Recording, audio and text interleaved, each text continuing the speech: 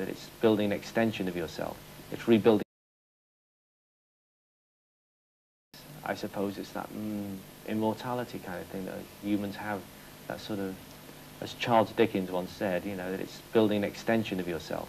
It's rebuilding yourself outside yourself. Because we have this sort of inner need for immortality, because we know one day we're going to be dead. The songs will live on. That's what it is, I think. I think it's leaving something or building something outside yourself.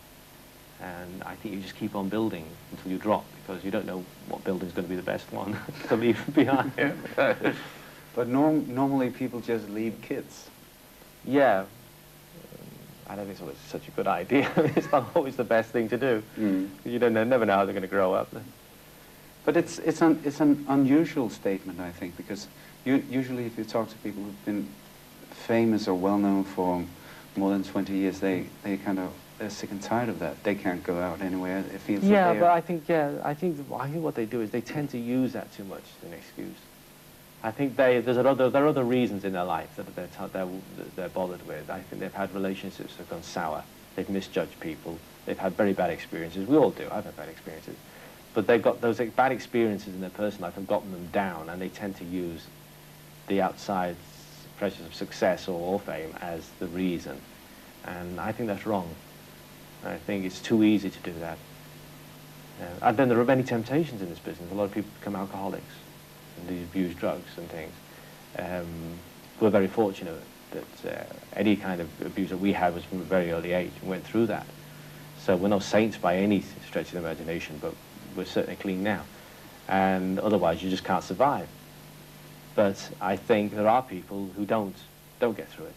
They don't survive, and some get lost by the wayside, some become vegetables, and some die, you know. But it's a horrid business to get yourself wrapped up in your own ego, and I think those are the kind of things that keep people drinking, keep people taking drugs, when they just can't deal with reality, their own reality, and they can't deal with other people. They have to drink coffee. Has your success given you something that you weren't aware you needed? I don't know, because we've been doing it for so long. It's hard to know what I would have been doing if I had not been doing this. You see, if I'd have been something else before I became famous, if I had another job, like I had grown into adulthood and had a job, then I would have known then what it would have given me then, because I would have had the chance to see what it was that I'd gone without. But because it was so early, growing up singing and writing, it's very hard to know what else I would have done, or what the things I would have lacked. You never thought of, if you were to lead another life, what I don't know what else I would do. Brain surgeon, perhaps. Well, I wouldn't trust that. Well, no, I'd try it. But would you trust this man for a doctor? I'd try it. No, I'd try it first. Okay. The radio, I'm not really a top 40 type of person, so I don't drive my car with the radio on. You watch TV in your car? Yes, as a matter of fact. You'll be able to do that one day too, I'm telling you. You will. Yes. But I watch a lot of television, particularly in America, where there are many, many channels. So I'm a sort of, there's a new culture in America now, which is the remote culture, you know, where you just keep flicking and you don't watch anything for longer than 5 minutes. So that's become my habit in the past years. I'll just lie in bed and just keep going, like, until I find something, and then I'll watch that for 5 minutes, then I'll start going again, you know. So through that, I draw,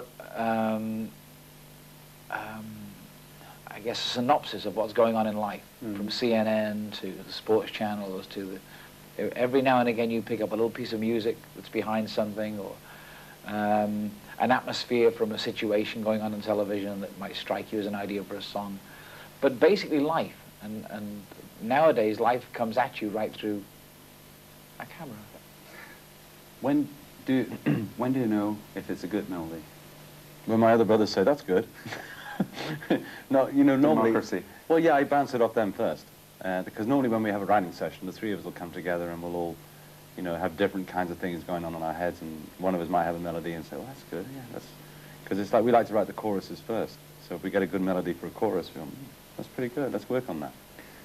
Are you very disciplined when you write? Do you have do you say we have 3 hours every week, or do you sit down? Well, we don't plan it that way. We'll say, for instance, if one of us isn't particularly 100% in a good mood, or you know, may have a bug or a virus or something, we won't write. We'll just say, ah, well, we'll call it off, because the three of us have to be on top of the song, and it's the input of each brother that makes the song. So if one of us is a little off it, then forget it.